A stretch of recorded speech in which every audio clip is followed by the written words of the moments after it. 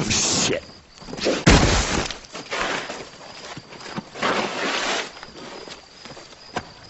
Oh.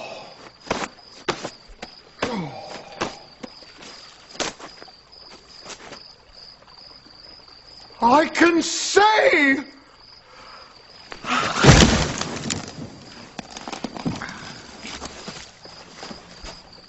No, I was wrong. Well, what can I say? Who doesn't like a good laugh? This informational video will go over the 5 most common forms of humor and decipher whether certain forms of humor can affect a person's emotion. To even ask the question of, is humor necessary in a regular day? Humor has grown to be a great form of relaxation and expression. Being passed from person to person, it has grown exponentially now because of film and television.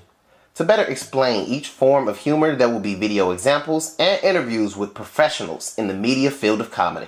Do you think it's important to have humor in films? Absolutely. I mean, what's a film without a good laugh? What's life without a good laugh? I mean, humor is essential. Humor is highly important in film, and I believe it's important because it's a way to escape maybe whatever your current life situation is. Even if you're not having a bad situation in life, it's important in film is because film is art, and art is supposed to reflect life. And we know in life we have humor in so many different aspects. Whether we're going through the good or the bad, we have some humor. I definitely think different kinds of comedies will have an effect on the way people feel emotionally. You know, sometimes you kind of need that. If you're going through something in your life, you kind of need that relief, and that's exactly why they call it comical relief, because if you're in a serious mode and you watch something serious, you're going to do nothing but stay that way. So I think comedy helps brighten people's day. But yeah, emotion, it really can change your emotion. Just a little bit of humor can take you from a bad place and put you in a good place immediately. Yep, I believe different forms of comedy do have an effect on people's emotions because, like I said, well, at least for me, I know, is if it's something that I can relate to, especially, then it's great, because when I'm going through it in life, it's going to make me think about this particular movie or TV show. Or if I'm having a bad day in general, I mean, I can watch Coming to America and still laugh at this movie every day like I've never seen it before, and I could be in the worst mood, but it'll help change that mood. So it does affect emotions. One of the least funny things you can do is explain a joke. And yet it's also incredibly important to be able to do so. If you can't explain why that type of humor is funny, then you're lacking a fundamental grasp. With that being said, let's get into the first form of humor, slapstick comedy. Slapstick comedy is super easy to identify, mainly because of the physical variations of comedy. Slapstick derives from exaggerated physical gestures, movements, and situations. Can I ask you a question? Does my ass look big to you?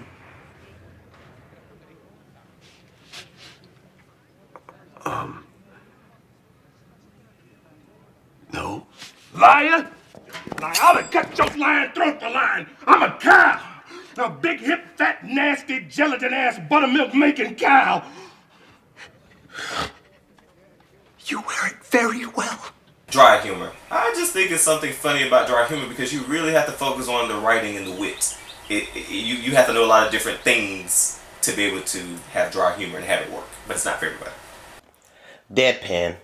Deadpan is also called dry humor, and it is defined more by the delivery than the actual content. Deadpan is exactly what it sounds like, delivering a joke without noticing any change in emotion. How tall are you, Private? Sir, 5'9", sir! 5'9", I didn't know they stacked shit that high. You trying to squeeze an inch in on me somewhere, huh? Sir, no, sir! Bullshit, it looks to me like the best part of you ran down the crack of your mama's ass and ended up as a brown stain on the mattress. Self-deprecating is one of my favorite. I'm always doing that around here. I don't know why. I think it's humorous because it takes the edge off. I've always felt that if I can be a little too loud sometimes, and so that puts a lot of people off and it scares them a little bit. But once I start using humor against myself, it kind of eases up a little bit. Self-deprecating. It's a type of humor that relies entirely on belittling yourself. With comedians, they usually joke about their bad habits, being socially awkward, how they always mess up on dates. Pain is funny later on. Like, you know what I mean? Like what? When I was in jail for income tax evasion. Right? When? Last year. How much time did you get? I got enough. Because I told the judge, I said, I forgot about my taxes. He said, you remember next year, nigga? Dirty, most definitely. You know, Red Fox is probably one of my favorite comedians because he was just so raw. Richard Pryor as well. I know we're talking about film, but when it comes to comedy, you can't speak about comedy without speaking about the legends. So I think that the way they delivered and everything like that, it was just so raw and connectable, if that makes sense. So despite you probably wasn't doing what they were talking about, you still felt like you were a part of it. Potty humor. Dirty humor relies entirely on being gross. It's often in poor taste, vulgar, and crosses the line for the sake of just making people laugh. You the only one I've been with, Darren? Bitch, let me explain to you the math. I've been in here 16 consecutive years. You know how long consecutive is, don't you? Yeah. Okay, so it means one right after the motherfucking other. 'Cause I ain't never missed a day. So clearly you've been having some conjugal visits with some other motherfuckers other than me. That's not my baby. Parody is like, I love being able to recreate something, like especially something that's original. I mean, because nothing beats like an original in my book. Like once you do it the first time and it's the foundation, it's what everyone knows as, you know, that. So trying to up that always is an exciting type of thing to do. Parody. Parody uses elements of satire such as sarcasm and irony, but parody is all about mocking someone through imitation. You can't talk smack because Whitey just struck back.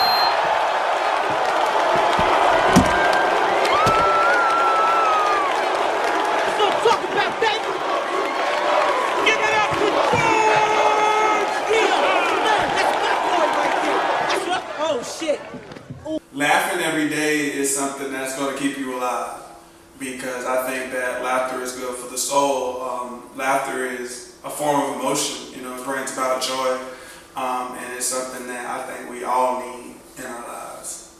It just gets you through the times. It makes you feel better. You're not, feeling down. You're not destroying everybody else's mood. It elevates your mood.